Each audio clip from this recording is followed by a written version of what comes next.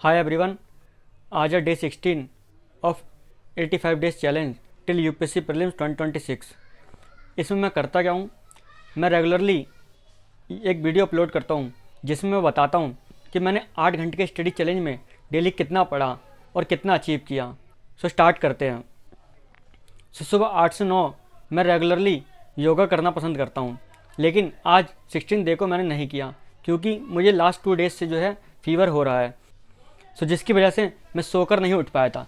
लेकिन जब मैं उठा फिर उसके बाद फटाफट रेडी होकर मैं 10 बजे लाइब्रेरी पहुंचा और लाइब्रेरी पहुंचकर सबसे पहले मैंने स्टार्ट किया रीड करना इकोनॉमी का एक्सटर्नल सेक्टर, क्योंकि कुछ पोर्शन उसका बचा हुआ था जिसे मुझे ख़त्म करना था। इसे ख़त्म करने में मुझे लगभग लगा 1 घंटा।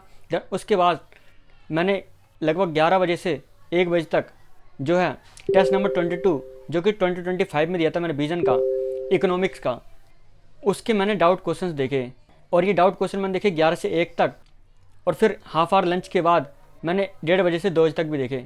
अब डाउट क्वेश्चन दिखाता हूँ डाउट क्वेश्चन किस तरह से होते हैं मेरे। मैं इस डाउट क्वेश्चन में क्या करता हूँ कि जिस ईयर मैं टेस्ट देता हूँ ना, उस ईयर मैं जो क्वेश्चन गलत करता हूँ या जो टॉपिक्स मुझे नहीं आते उनकी एक लिस्ट बनाता हूँ और फिर उन्होंने लास्ट मोमेंट पर रिवाइज करता हूँ। सो दिखाता हूँ कि कैसे होते हैं मेरे डाउट क्वेश्चन। सो ये देखो, ये टेस्ट नंबर 22 जो है 2025 का है। तो उसमें जो ये क्वेश्चंस जो है ना, क्वेश्चन नंबर 4, क्वेश्चन नंबर 6 के टॉपिक, जैसे देखो Bharat new car appreciation policy आई थी एक, उसका मुझे पता नहीं था क्या होता है। और ऐसे ही WPI का जो है बेस रेट का क्वेश्चन मैंने लास्ट ईयर गलत कर दिया था। ऐसे ही ई वे बिल क्या होता है, ई वे बिल जो होता है ना, जब इंटर स्टेट ट्रांसपोर्ट करते हैं तब लगता है और इसकी कैप लिमिट होती है जो कि मुझे नहीं पता थी उस टाइम पर। जो कैप लिमिट होती है वो 50,000 होती है। ऐसे ही कोड ऑन वेज एक्ट जो है ना 2019, उसका क्वेश्चन मेरे से गलत हो गया था लास्ट ईयर। और सेम ऐसे ही देखो अमरफस सेटलमेंट क्या होती है, ये एक क्वेश्चन आया था।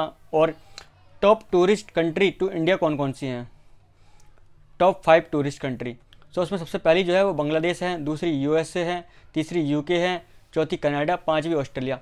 इनकी ये जो है ना ये टॉप 5, इनकी एक हमें क्रोनोलॉजी तो पता होनी चाहिए कि टॉप 5 में कौन है। तो सबसे पहले है बांग्लादेश है और दूसरी USA है।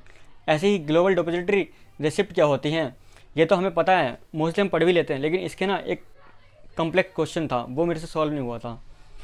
ऐसे ही PM अन्नदाता आय संरक्षण अभियान क्या है और ये कौन से डिपार्टमेंट के अंदर आता है या कौन से मिनिस्ट्री के अंदर आता है, ये पूछा गया था क्वेश्चन के अंदर। और पेटेंट्स क्या होते हैं, पेटेंट्स की लिमिट कितनी होती है।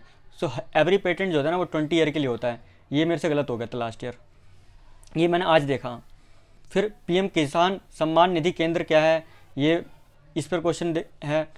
फिर इम्पैक्ट ऑफ फुल्ली कन्वर्टेबिलिटी के इम्पैक्ट क्या होंगे, CSR कंपनीज एक्ट के अंदर आता है नहीं आता, ये कैपिटल अकाउंट, करंट अकाउंट, ये क्वेश्चन, इस तरह के क्वेश्चन मेरे से गलत हो गए थे लास्ट ईयर।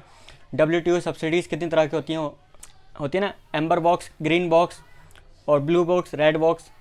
फिर लाइफ स्टॉक सेंसस क्या होता है, और ये ना ये पार्क का नाम देखो, होलन गपर गिबन वाइल्ड लाइफ सेंचुरी, ये कहाँ पर है, ये असम में है।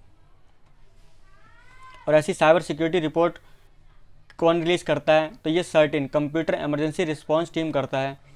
इंडियाज़ के टॉप एक्सपोर्टर्स कौन कौन हैं। और ऐसे annual ground water quality report बताओ। फर्टिलाइज़र्स के अंदर बताओ डैप और यूरिया का क्या रोल है, क्या है। जैसे यूरिया पर गवर्नमेंट कितनी सब्सिडी देती है और कितना हम एक्सपोर्ट करते हैं, इंपोर्ट करते हैं, ये सब हमें पता होना चाहिए। इस मॉक्स में मेरे से ये गलतियाँ हुई थी। ऐसी RER real effective exchange rate के बेस रेट जो है 2015-16 हो गया है, ये मुझे नहीं पता था। ऐसी 8 कोर इंडस्ट्रीज़ के वेट्स पता होने चाहिए।